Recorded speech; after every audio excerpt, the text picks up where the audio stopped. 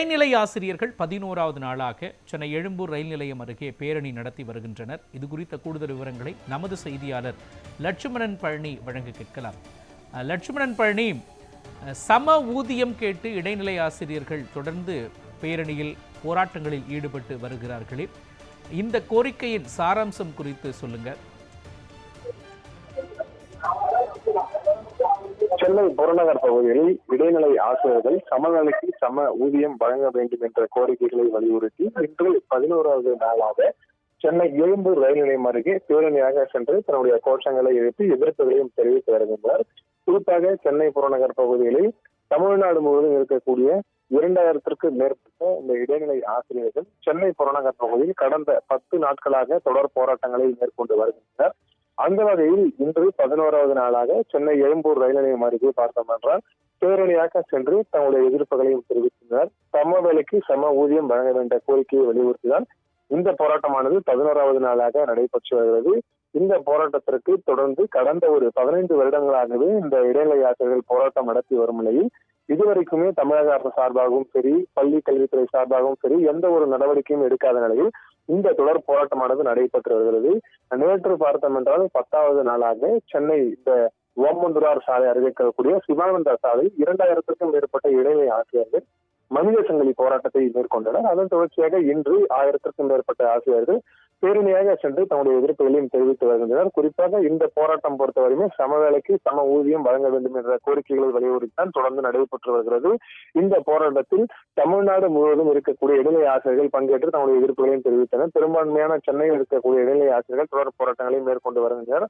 அதன் தொடர்ச்சியாக இன்று பேச்சுவார்த்தைக்கு அழைப்பு எடுக்கவில்லை என்றால் தமிழ்நாடு முழுவதும் இருக்கக்கூடிய 38 மாவட்டங்களில் இந்த போராட்டமானது தொடர்ந்து நடைபெறும் எனும் சென்னை புறநகரமாக இருக்கக்கூடிய தலைநகரம் மட்டுமே சென்னையில் உள்ள ஆசிரியர்கள் தொடர்ந்து போராட்டங்களை மேற்கொண்டு இருப்பதாக நேற்று ஒரு தகவலும் தெரிவித்திருந்தனர். அந்த வகையில் தற்பொழுது பார்த்தோம் என்றால் பள்ளி கல்வித்துறை சார்பாக இந்த இடைநிலை ஆசிரியர்களுக்கு சமவேலைக்கு சம ஊதியம் வழங்க வேண்டுவது குறித்து பேச்சுவார்த்தைக்கு அன்பில் மகேஷ், பள்ளிக்கல்வித்துறை அமைச்சர் அன்பில் மகேஷ் டிடி வளாகத்திற்கு அழைப்பு விடுத்திருக்கார். இந்த பேச்சுவார்த்தையானது இன்னும் சற்று நேரத்தில் மதியம் 2 மணிக்கு நடைபெறப்பதாகவும் இந்த பேச்சுவார்த்தையில் உடன்பாடு எட்டப்பட்டால் இந்த போராட்டமானது கைவிடப்படும், இல்லை என்றால் இந்த போராட்டம் அடுத்த கட்டமாக தீவிரமாக நடைபெறும் என கூறப்பட்டிருக்கிறது. இந்த போராட்டம் குறித்த ஆலோசனை கூட்டம் பொறுத்தவரைக்கும் இன்னும் சற்று நேரத்தில் டிடி வளாகத்தில் அன்பில் மகேஷ் பொய்யாமொழி தலைமையில் தொடர்ந்து நடைபெற இருக்கிறது. இந்த நிகழ்ச்சியில் பார்த்தோம் என்றால் மாவட்ட பொறுப்பாளர், மாவட்ட செயலாளர், மாநில தலைவர், மாநில பொதுச் செயலாளர் என இந்த இடைநிலை சங்கத்தின் சார்பாக பங்கேற்கிறார்கள்.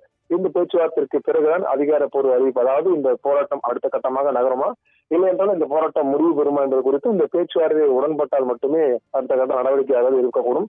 அப்போ இந்த பேச்சுவார்த்தையான உடன்பாடு ஏற்பட்டால் இந்த போராட்டமானது இதுவரைக்கும் தற்காலிகமாக நிறுத்தப்பட்டு அடுத்த கட்டங்களாக இந்த ஆசிரியர்கள் முழுவதுமே ஆசிரியர்களுக்கு தன்னுடைய பணிகளுக்கு செல்லுமாறு அறிவுறுத்தப்படுவார்கள். இல்லை என்றால் இந்த உடன்பாடு எட்டப்படவில்லை என்றால் இப்பொழுது பார்த்தோம் என்றால் தமிழ்நாடு முழுவதும் மட்டுமல்லாமல் சென்னையில் மட்டும் புறநகர பகுதியில் மட்டுமே இந்த போராட்டமானது நடைபெற்று வருவது. இன்றைக்கு மாலை அந்த நடக்கக்கூடிய இந்த பேச்சுவார்த்தையானது உடன்பாடு எட்டப்படவில்லை என்றால் தமிழ்நாடு முழுவதும் இருக்கக்கூடிய 38 மாவட்டங்களிலுமே இந்த போராட்டமானது தொடர்ந்து நடைபெறும். ஆங்காங்கே இருக்கக்கூடிய பள்ளியில் இருக்கக்கூடிய ஆசிரியர்கள் பணியை புறக்கணித்து விட்டு இந்த போராட்டத்தில் கலந்து கொள்வார்கள் எனவும் நேற்று அறிவிப்பானது வெளியிடப்பட்டிருந்தது. அந்த வகையில் இன்று பேச்சுவார்த்தைக்கு பிறகு இந்த போராட்டம் முடிவு பெறுமா இல்லை தொடர்ந்து நடைபெறுமா என்பது குறித்து காத்திருந்தான் பார்க்க வேண்டும். அவன் இடைநிலை ஆசிரியர்களின் போராட்டம் குறித்தும் அந்த போராட்டத்தின் சாராம்சம், அவர்களது கோரிக்கைகள் குறித்தும் முழுமையான விவரங்களையும் இது தொடர்பான காட்சிகளையும் வழங்கியதற்காக நன்றி லட்சுமணன் பழனி.